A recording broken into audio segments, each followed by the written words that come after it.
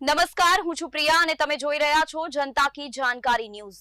નજર કરીએ આજના સમાચાર। Surendranagar SOG special operation group દ્વારા ગેરકાયદેસર ગોગો સિગારેટના વેચાણ સામે કડક કાર્યવાહી કરવામાં આવી છે।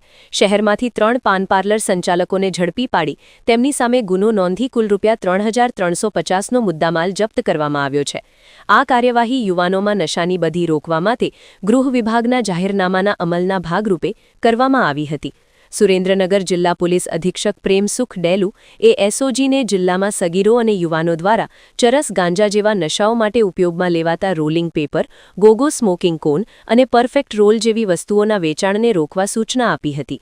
ગૃહ વિભાગ દ્વારા આ બધીને નાબૂદ કરવા માટે જાહેરનામું બહાર પાડવામાં આવ્યું છે, જેના અસરકારક અમલ માટે આ કાર્યવાહી હાથ ધરવામાં આવી હતી।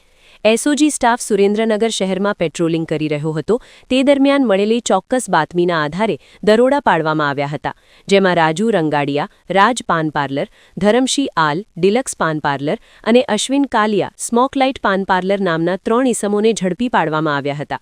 આ ત્રણેય પાનની કેબિનમાંથી અલગ અલગ ફ્લેવરના કુલ 335 સ્મોકિંગ કોન સ્ટિક જપ્ત કરવામાં આવ્યા હતા, જેની કુલ કિંમત ₹3350 થાય છે।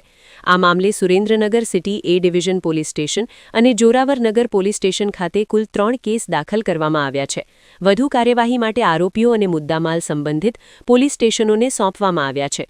આ કામગીરીમાં પીઆઈ બીએચ શિંગરખિયા, પીએસઆઈ એને Rayma, PSI RJ Gohil, ASI Aniruddhsinh Mahipatsinh Jhala, head constable Ashwin Tharanbhai, police constable Aniruddhsinh Bharatsinh Jhala, Meet Munjpara, Sahil Mohammadbhai Selat, driver head constable Ashwin Vaghela અને driver police constable Balbhadrasinh Narendrasinh Jhala સહિતના પોલીસ કર્મીઓ જોડાયા હતા।